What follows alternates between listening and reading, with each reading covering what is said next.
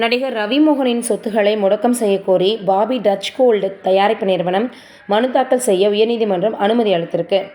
நடிகர் ரவிமோகன் படத்தில் நடிப்பதற்காக பெற்ற ரூபாய் 5,50 கோடி முன்பணத்தை திரும்ப தரக்கோரி பாபி டச் கோல்டு யூனிவர்சல் நிறுவனம் சென்னை உயர்நீதிமன்றம் மனு அளிச்சிருக்கிறாங்க. அந்த மனுவில் கடந்த 2024ஆம் ஆண்டு நடிகர் ரவிமோகனுடன் 2 படங்களை தயாரிக்க ஒப்பந்தம் போடப்பட்டதாகவும், அதற்காக பார்த்தோன்னா கிட்டத்தட்ட 5.90 கோடி முன்பணமாக ரவி வாங்கியதாகவும் குறிப்பிடத்தக்கது.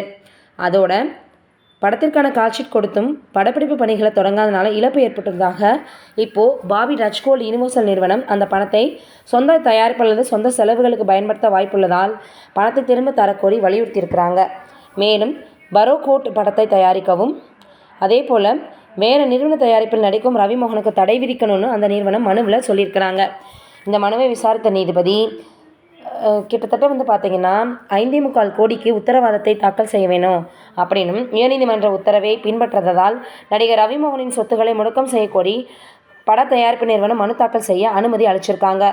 ரவிமோகன் உத்தரவாதம் தாக்கல் செய்யாதால் நடவடிக்கை எடுக்கப்பட்டிருக்கான். நீங்கள் என்ன நினைக்கிறீங்க இதை பற்றி? மறக்காமல் கமெண்ட்டில் சொல்லுங்கள்.